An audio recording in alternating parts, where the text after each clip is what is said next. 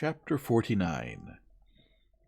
Unaccountable, however, as the circumstances of his relief might appear to the whole family, it was certain that Edward was free, and to what purpose that freedom would be employed was easily predetermined by all, for after experiencing the blessings of one imprudent engagement, contracted without his mother's consent, as he had already done for more than 4 years, nothing less could be expected of him the failure of that than the immediate contraction of another. His errand at Barton, in fact, was a simple one. It was only to ask Eleanor to marry him, and considering that he was not altogether inexperienced in such a question, it might be strange that he should feel so uncomfortable in the present case as he really did, so much in need of encouragement and fresh air. However soon he had walked himself into the proper resolution, however, how soon opportunity of exercising it occurred, in what manner he expressed himself, and how he was received, need not be particularly told.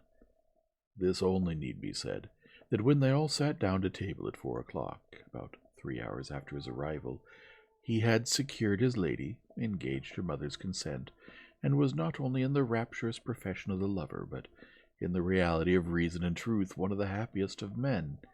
His situation, indeed, was more than commonly joyful. He had more than the ordinary triumph of accepted love to swell his heart and raise his spirits. He was released without any reproach to himself from an entanglement which had long formed his misery, from a woman whom he had long ceased to love, and elevated at once to that security with another which he must have thought of almost with despair, as soon as he had learnt to consider it with desire. He was brought not from doubt or suspense, but from misery to happiness, and the change was openly spoken in such a genuine, flowing, grateful cheeriness as his friends had never witnessed in him before. His heart was now open to Eleanor, all its weaknesses, all its errors confessed, and his first boyish attachment to Lucy treated with all the philosophic dignity of 24. "It was a foolish, idle inclination on my side," said he, "the consequence of ignorance of the world and want of employment. Had my brother given me some active profession when I was removed at 18 from the care of Mr. Pratt, I think, nay, I am sure it would never have happened, for though I left Longstaple with what I thought at the time a most unconquerable preference for his niece, yet had I then had any pursuit, any object to engage my time, and keep me at a distance from her for a few months, I should very soon have outgrown the fancied attachment, especially by mixing more with the world, as in such a case I must have done. But instead of having anything to do, instead of having any profession chosen for me, or being allowed to choose any myself, I returned home to be completely idle, and for the first 12 months afterwards I have not even the nominal employment which belonging to the university would have given me, for I was not entered at Oxford till I was 19. I had therefore nothing in the world to do but to fancy myself in love, and as my mother did not make my home in every respect comfortable, as I had no friend, no companion in my brother, and disliked new acquaintance, it was not unnatural for me to be very often at Longstaple, where I always felt myself at home and was always sure of a welcome, and accordingly I spent the greatest part of my time there from 18 to 19. Lucy appeared everything that was amiable and obliging. She was pretty, too, at least I thought so then, and I had seen so little of other women that I could make no comparisons, and see no defects. Considering everything, therefore, I hope, foolish as our engagement was, foolish as it has since in every way been proved, it was not at the time an unnatural or an inexcusable piece of folly. The change which a few hours had wrought in the minds and the happiness of the Dashwoods was such, so great, as promised them all the satisfaction of a sleepless night. Mrs. Dashwood, too happy to be comfortable, knew not how to love Edward, nor praise Eleanor enough, how to be enough thankful for his release without wounding his delicacy, nor how at once to give them leisure for unrestrained conversation together, and yet enjoy, as she wished, the sight and society of both. Marianne could speak her happiness only by tears. Comparisons would occur, regrets would arise, and her joy, though sincere as her love was for her sister, was of a kind to give her neither spirits nor language. But Eleanor, how are her feelings to be described? From the moment of learning that Lucy was married to another, and that Edward was free, to the moment of his justifying the hopes which had so instantly followed, she was everything by turns but tranquil. But when the second moment had passed, when she found every doubt, every solicitude removed, compared her situation with what so lately it had been, saw him honorably released from his former engagement, saw him instantly profiting by the release to address herself and declare an affection as tender, as constant as she had ever supposed it to be, she was oppressed, she was overcome by her own felicity, and happily disposed as is the human mind to be easily familiarized with any change for the better. It required several hours to give sedateness to her spirits, or any degree of tranquillity to her heart. Edward was now fixed at the cottage, at least for a week. For whatever other claims might be made on him, it was impossible that less than a week should be given up to the enjoyment of Eleanor's company, or suffice to say half that was to be said of the past, the present, and the future. For though a very few hours spent in the hard labor of incessant talking will dispatch more subjects than can really be in common between any two rational creatures, yet with lovers it is different. Between them no subject is finished, no communication is even made, till it has been made at least 20 times over. Lucy's marriage, the unceasing and reasonable wonder among them all, formed, of course, one of the earliest discussions of the lovers, and Eleanor's particular knowledge of each party made it appear to her in every view as one of the most extraordinary and unaccountable circumstances she had ever heard. How they could be thrown together, and by what attraction Robert could be drawn on to marry a girl of whose beauty she had herself heard him speak without any admiration, a girl too already engaged to his brother, and on whose account that brother had been thrown off by his family. It was beyond her comprehension to make out. To her own heart it was a delightful affair, to her imagination it was even a ridiculous one, but to her reason, her judgment, it was completely a puzzle.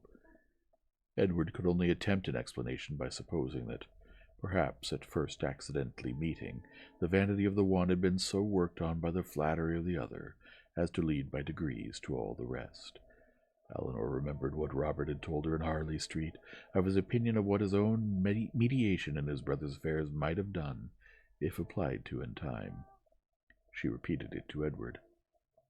"That was exactly like Robert," was his immediate observation, "and that," he presently added, "might perhaps be in his head with the acquaintance between them first began, and Lucy perhaps at first might think only of procuring his good offices in my favor. Other designs might afterward arise. How long it had been carrying on between them, however, he was equally at a loss with herself to make out, for at Oxford, where he had remained for choice ever since his quitting London, he had had no means of hearing of her but from herself, and her letters to the very last were neither less frequent nor less affectionate than usual. Not the smallest suspicion, therefore, had ever occurred to prepare him for what followed, and when at last it burst on him in a letter from Lucy herself, he had been, for some time, he believed, half stupefied between the wonder, the horror, and the joy of such a deliverance. He put the letter into Eleanor's hands. "Dear Sir, being very sure I have long lost your affections, I have thought myself at liberty to bestow my own on another, and have no doubt of being as happy with him as I once used to think I might be with you, but I scorn to accept a hand while the heart was another's. Sincerely wish you happy in your choice, and it shall not be my fault if we are not always good friends, as our near relationship now makes proper. I can safely say I owe you no ill will, and am sure you will be too generous to do us any ill offices.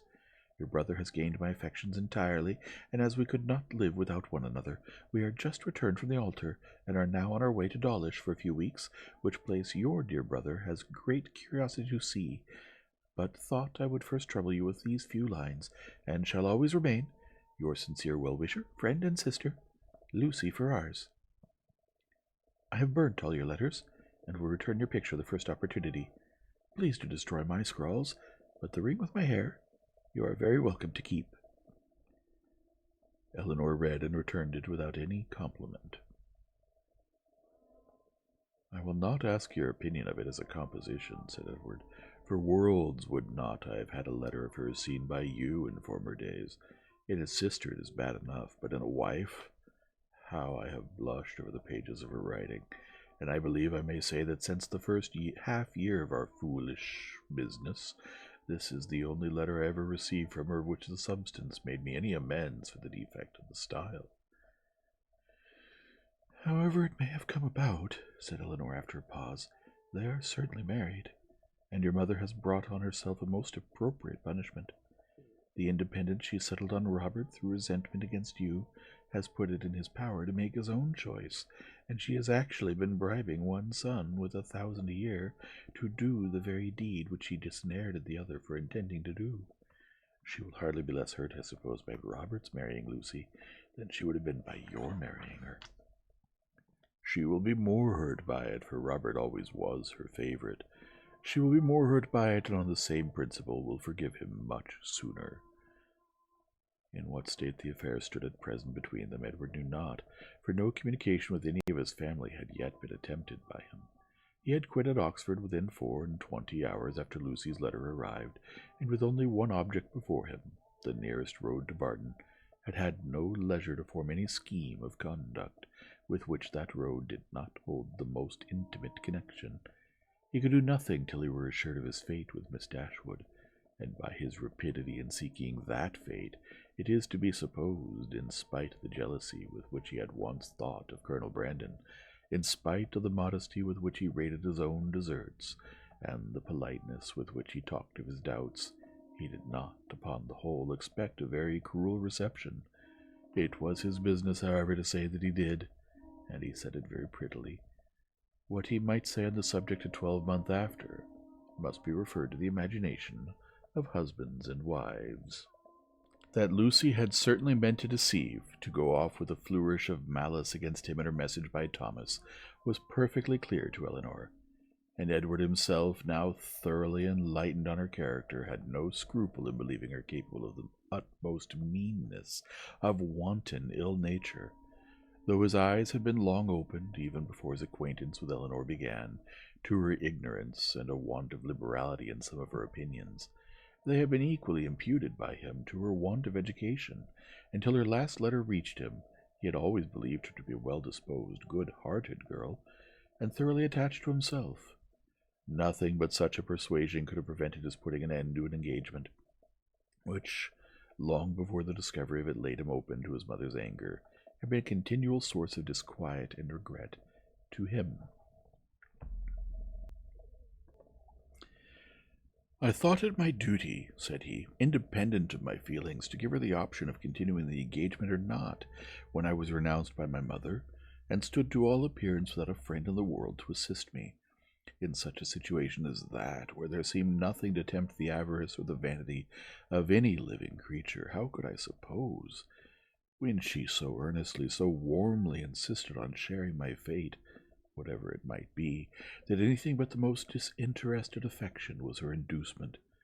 And even now I cannot comprehend on what motive she acted, or what fancied advantage it could be to her to be fettered to a man for whom she had not the smallest regard, and who had only £2,000 in the world. She could not foresee that Colonel Brandon would give me a living.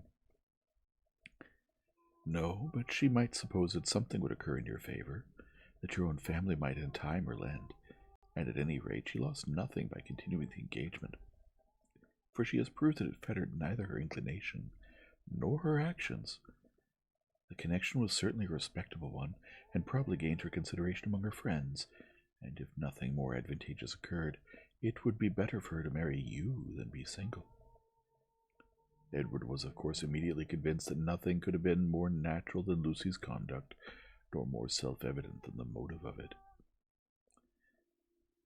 Eleanor scolded him, harshly as ladies always scold the imprudence which compliments themselves, for having spent so much time with him at Norland, when he must have felt his own inconstancy. Your behavior was certainly very wrong, said she, because, to say nothing of my own conviction, Our relations were all led away by it to fancy and expect what, as you were then situated, could never be. He could only plead in ignorance of his own heart, and a mistaken confidence in the force of his engagement. I was simple enough to think that because my faith was plighted to another, there could be no danger in my being with you, that the consciousness of my engagement was to keep my heart as safe and sacred as my honor. I felt that I admired you, but I told myself it was only friendship, until I began to make comparisons between yourself and Lucy. I did not know how far I was got. After that, I suppose I was wrong in remaining so much in Sussex, and the arguments with which I reconciled myself to the expediency of it were no better than these. The danger is my own. I am doing no injury to anybody but myself. Eleanor smiled and shook her head. Edward heard with pleasure of Colonel Brandon's being expected at the cottage, as he really wished not only to be better acquainted with him, but to have an opportunity of convincing him that he no longer resented his giving him the living at Delaford, which at present, said he, after thanks so ungraciously delivered as mine were on the occasion, he must think I have never forgiven him for offering.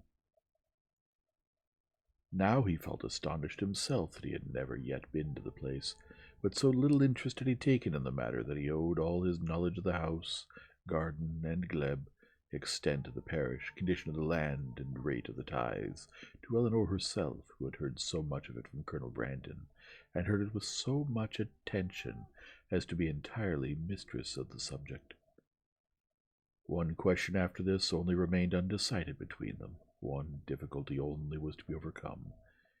They were brought together by mutual affection, with the warmest approbation of their real friends. Their intimate knowledge of each other seemed to make their happiness certain, and they only wanted something to live upon. Edward had £2,000, and Eleanor one, which, with Delaford living, was all that they could call their own, for it was impossible that Mrs. Dashwood should advance anything, and they were neither of them quite enough in love to think that £350 a year would supply them with the comforts of life. Edward was not entirely without hope of some favorable change in his mother towards him, and on that he rested for the residue of their income. But Eleanor had no such dependence, for since Edward would still be unable to marry Miss Morton, and his choosing herself had been spoken of in Mrs. Farrar's flattering language as only a lesser evil than his choosing Lucy Steele, she feared that Robert's offence would serve no other purpose than to enrich Fanny. About 4 days after Edward's arrival, Colonel Brandon appeared, to complete Mrs. Dashwood's satisfaction, and to give her the dignity of having, for the first time since her living at Barton, more company with her than her house would hold. Edward was allowed to retain the privilege of first comer, and Colonel Brandon, therefore, walked every night to his old quarters at the park, from whence he usually returned in the morning, early enough to interrupt the lovers' first tete-a-tete before breakfast. A 3 weeks' residence at Delaford, where, in his evening hours at least, he had little to do but calculate the disproportion between 36 and 17, brought him to Barton in a temper of mind which needed all the improvement in Marianne's books, all the kindness of her welcome, and all the encouragement of her mother's language to make it cheerful. Among such friends, however, and such flattery, he did revive. No rumor of Lucy's marriage had yet reached him. He knew nothing of what had passed, and the first hours of his visit were consequently spent in hearing and in wondering. Everything was explained to him by Mrs. Dashwood, and he found fresh reason to rejoice in what he had done for Mr. Ferrars, since eventually it promoted the interest of Eleanor. It would be needless to say that the gentlemen advanced in the good opinion of each other as they advanced in each other's acquaintance, for it could not be otherwise. Their resemblance in good principles and good sense, in disposition and manner of thinking, would probably have been sufficient to unite them in friendship without any other attraction, but their being in love with two sisters, and two sisters fond of each other, made that mutual regard inevitable and immediate, which might otherwise have waited the effect of time and judgment. The letters from town, which a few days before would have made every nerve in Eleanor's body thrill with transport, now arrived to be read with less emotion than mirth. Mrs. Jennings wrote to tell the wonderful tale, to vent her honest indignation against the jilting girl, and pour forth her compassion towards poor Mr. Edward, who, she was sure, had quite doted upon the worthless hussy, and was now, by all accounts, almost broken-hearted at Oxford. I do think, she continued, nothing was ever carried on so sly, for it was but 2 days before Lucy called and sat a couple of hours with me. Not a soul suspected anything of the matter, not even Nancy, who, poor soul, came crying to me the day after in a great fright for fear of Mrs. Ferrars, as well as not knowing how to get to Plymouth.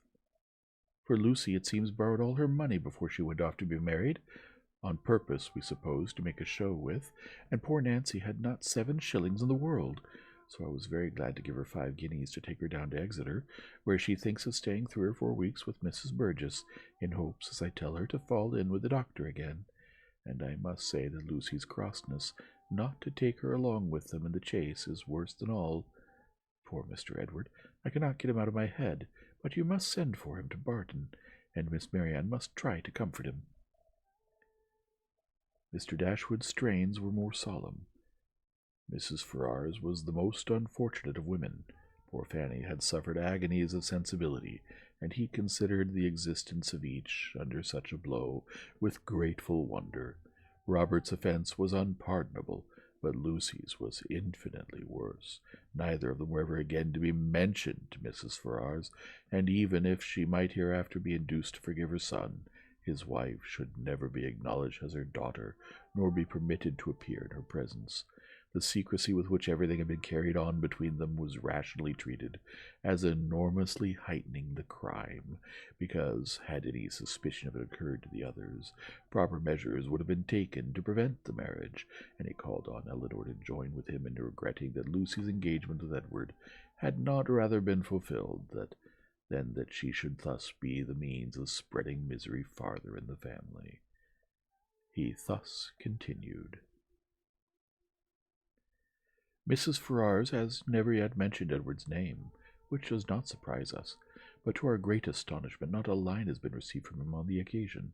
Perhaps, however, he is kept silent by his fear of offending, and I shall therefore give him a hint by a line to Oxford that his sister and I both think a letter of proper submission from him, addressed perhaps to Fanny, and by her shown to her mother, might not be taken amiss, for we all know the tenderness of Mrs. Ferrars's heart, and that she wishes for nothing so much as to be on good terms with her children. This paragraph was of some importance to the prospects and conduct of Edward. It determined him to attempt a reconciliation, though not exactly in the manner pointed out by their brother and sister. "A letter of proper submission," repeated he. "Would they have me beg my mother's pardon for Robert's ingratitude to her, and breach of honor to me? I can make no submission. I am grown neither humble nor penitent by what has passed. I am grown very happy, but that would not interest. I know of no submission that is proper for me to make." "You may certainly ask to be forgiven," said Elinor, "because you have offended, and I should think you might now venture so far as to profess some concern for having ever formed the engagement which drew on you your mother's anger." He agreed that he might. "And when she has forgiven you, perhaps a little humility may be convenient, while acknowledging a second engagement, almost as imprudent in her eyes as the first." He had nothing to urge against it, but still resisted the idea of a letter of proper submission, and therefore, to make it easier on him, as he declared a much greater willingness to make mean concessions by word of mouth than on paper, it was resolved that, instead of writing to Fanny, he should go to London and personally entreat her good offices in his favor. "And if they really do interest themselves," said Marianne in her new character of candor, "in bringing about a reconciliation, I shall think that even John and Fanny are not entirely without merit." After a visit on Colonel Brandon's side of only 3 or 4 days, the 2 gentlemen quitted Barton together. They were to go immediately to Delaford, that Edward might have some personal knowledge of his future home, and assist his patron and friend in deciding on what improvements were needed to it, and from thence, after staying there a couple of nights, he was to proceed on his journey to town.